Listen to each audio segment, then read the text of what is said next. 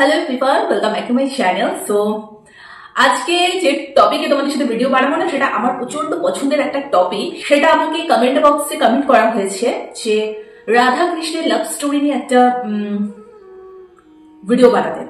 So Radha কৃষ্ণের এই টপিকটাই আমার কাছে ভীষণ পছন্দের একটা টপিক। আর ওনাদের বিষয় নিয়ে যত আমি নাড়াঘাটা করবো, আমার নিজেরও প্রচুর নলেজ হবে, সেটাই তোমাদের সাথে শেয়ার করতে পারবো। আমার যতটুকু নলেজ আছে, আমি যতটুকু নাড়াঘাটা করে যতটুকু আমি জানতে পেরেছি, সেটার উপরেই কিন্তু তোমাদের সাথে ভিডিও শেয়ার করি আমি। আমার মধ্যে যে পজিটিভ দিকগুলো রয়েছে সেগুলো তোমাদের সাথে আমি শেয়ার করার চেষ্টা করি। সো আর বেশি লেট না করে আজকে টপিকটা স্টার্ট করি, রাধা কৃষ্ণের লাভ স্টোরি। প্রেমের কথা আসলে আমাদের মাথায় সবসময় একটা কথাই আসে যে রাধা কৃষ্ণের প্রেমের কথা।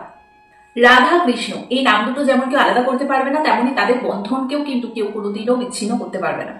আমি যতটুকু সমস্ত নেড়ে ঘেটে সব দিক থেকে মোটামুটি জেনেছি, সেটা তোমাদের সাথে শেয়ার করছি যে রাধা কৃষ্ণের প্রেমটা ছিল কিন্তু একেবারে শৈশবকাল থেকে। কৃষ্ণের বাসিশ্বরেই সকলকে মুগ্ধ করে দিত, কিন্তু সব থেকে বেশি যার মন ব্যাকুল হতো সে হচ্ছে রাধারানী। বাট এখন অনেকেই বলবে যে সবাই যে রাধারানীর প্রেম নিয়ে এত বেশি এক্সাইটেড, কিন্তু আদৌ তো রাধারানীর বিয়েই হয়নি, বিচ্ছেদ হয়ে গেছিল, তাদের মধ্যে কোনো মিল হয়নি। তাহলে সবাই কেন তাদের প্রেমের উদাহরণ হিসেবে দেয়? তা আমি এটাই বলবো, এই সবের পিছনে যে হিস্ট্রিটা রয়েছে, আমি জানি অনেকেই সেই সম্বন্ধে তোমরা জানো। যারা জানো না তারাই এই ধরনের কোয়েশ্চেন গুলো করবে যে কেন রাধারানীকে প্রেমের এক্সাম্পল হিসেবে নেওয়া হয়। কারণ তাদের মধ্যে তো কিছু মিলই হয়নি, বিচ্ছেদ হয়ে গেছিল, বিয়ে হয়নি, তাহলে কেন সবাই রাধা কৃষ্ণকে নিয়ে এই প্রেমের সেই ইয়েটা করে? কিন্তু যারা এই পিছনে হিস্ট্রিটা জানে, মোটামুটি একটু রিসার্চ করলেই জানা যাবে, তারা কখনো এই ধরনের কোয়েশ্চেন করবে না। আমি নিজে যেরকম বেশ কিছু ডকুমেন্টারি থেকে দেখেছি, পড়েছি, এবং বড়দের থেকে অনেক কিছু আমি নলেজ গ্যাদার করি, বিকজ এই টপিকটা আমার কাছে ভীষণ পছন্দের একটা টপিক। সো প্রচুর কোয়েশ্চেন থাকে যেগুলোর অ্যান্সার আমি মোটামুটি ভাবে যতটুকু আমি এতদিনে জেনেছি সেটাই তোমাদের সাথে শেয়ার করবো। বৃন্দাবন ছিল একদিন কৃষ্ণকে যেতে হয় মথুরাবাসীকে উদ্ধার করার জন্য, কংসের হাত থেকে মথুরাবাসীকে উদ্ধার করার জন্য মথুরাতে। তখন মা যশোদা এবং পুরো বৃন্দাবনবাসী, মানে টোটাল গ্রাম, তখন ভীষণ কষ্ট পাচ্ছিল, কারণ শ্রীকৃষ্ণদেবকে মথুরাতে চলে যেতে হবে। কারণ একাধারে মানে মথুরাতে কংসের যে তীব্র যে অত্যাচার স্টার্ট হয়ে গেছিল মথুরাবাসীদের উপর। আশা করি এইসব বিষয় তোমরা সবাই জানো। তো সেটা থেকে উদ্ধার করার জন্য তার দায়িত্ব কর্তব্য তো তাকে করতেই হবে। কিন্তু এই যে মায়ের মন এবং গ্রামবাসীর মন মানে না, কারণ শ্রীকৃষ্ণদেব এতটাই আকর্ষণীয় একজন ছিলেন এবং উনি তো ভগবান, উনি প্রভু, এত সুন্দর করে পুরো গোটা গ্রাম মাতিয়ে রাখতে যে ওনাকে ছেড়ে এক মুহূর্ত থাকতে হবে, এটা কেউই ভাবতে পারে না। তো যাবার আগে রাধার সাথে একবার দেখা হয়েছিল। হাজার কষ্ট রাধাকৃষ্ণের মনে চললেও ওই বুক ফাটে তো মুখ ফোটে না, এরকম অবস্থা তাদের মধ্যে হয়ে গেছিল। মানে সামনাসামনি প্রচুর কষ্ট চলছে তাদের মনে, কিন্তু কেউ কোনো কিছুই প্রকাশ করছে না।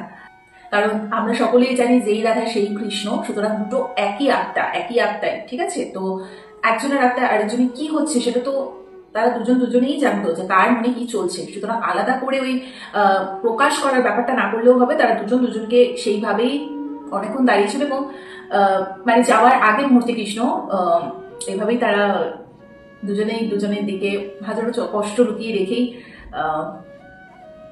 দাঁড়িয়েছিল কিছুক্ষণ। শুধু যাওয়ার আগে শ্রীকৃষ্ণদেব রাধারানীকে এটাই বলেছিল যে তুমি আমারই আত্মা, আমাকে তোমার থেকে কেউ কোনোদিনও আলাদা করতে পারবে না। এরপর সে মানে শ্রীকৃষ্ণদেব ওখান থেকে মথুরার উদ্দেশ্যে চলে যায়, কারণ তাকেও তো এখানে মথুরাবাসীকে উদ্ধার করতে আসতে হবে, তার দায়িত্ব তো তাকে পালন করতে হবে। এক প্রকার পরিস্থিতির চাপে পড়েই কিন্তু তাদেরকে আলাদা হয়ে যেতে হয়েছিল। সুতরাং এখানে কতটা স্ট্রাগল, কতটা কষ্ট, কতটা সেই বেদনাটা লুকিয়ে রাখা আছে রাধা কৃষ্ণের প্রেমের মধ্যে, সেটা তোমরা অবশ্যই বুঝতেই পারছো। এক কথায় বলতে গেলে যে রাধা সেই কৃষ্ণ একই আত্মা, সুতরাং তাদের আলাদা করে কোনো রকম কোনো বিচ্ছেদ হয়নি। এর পরের ধাপটা নিয়ে আমি নেক্সট এপিসোডে আসছি। সেখানে আমি তোমাদের সাথে শেয়ার করবো যে অনেক একটা আমাকে মেসেজ করেছিল, মানে এটার উপরে বেশ করে ভিডিও বানিয়ে দিতে বলেছিল যে তাদের বিচ্ছেদ হয়েছিল কেন, সেটা নিয়ে, তাদের বিবাহ হয়নি কেন, এবং রাধারানীর মৃত্যু নিয়েও আমি নেক্সট পার্টে তোমাদের সাথে আলোচনা করবো। সো আজকের এই পার্টটা যদি তোমাদের ভালো লেগে থাকে, লাইক কমেন্ট শেয়ার সাবস্ক্রাইব করে দিও। হরে কৃষ্ণ, রাধে রাধে। আজকে ভগবান শ্রীকৃষ্ণদেব না চাইলে হয়তো ওনার এই কথাগুলো আমি এইভাবে তোমাদের সাথে শেয়ার করতে পারতাম না। সো ভুল ত্রুটি হয়ে থাকলে যেখানে ভুল হবে তোমরা আমাকে একটু কারেকশন করে দিও। তো যাই হোক, আমার যতটুকু নলেজ, আমি যতটুকু সবার থেকে শুনে ডকুমেন্টারি করে যতটুকু আমি পেয়েছি সেটুকু তোমাদের সাথে শেয়ার করলাম। আর রাধাকৃষ্ণের এই টপিকটা আমার ভীষণ ফেভারিট একটা টপিক। এই টপিকের উপর যত বেশি করে তোমরা কমেন্ট করবে, আমি আরো বেশি রিসার্চ করবো এবং আরো অনেকটা ভগবানের কাছাকাছি চলেও যাবো এগুলো করতে করতে। সো তোমাদের আরো যদি কোনো কমেন্ট থাকে, কমেন্ট বক্স ওপেন আছে, কমেন্ট করতে পারো। আর নেক্সট দিন আমি অনেকের ওই রিকোয়েস্টটা নিয়ে আসি নেক্সট পর্বে। আর হরে কৃষ্ণ, রাধে রাধে, সবাই ভালো থেকো, বাই।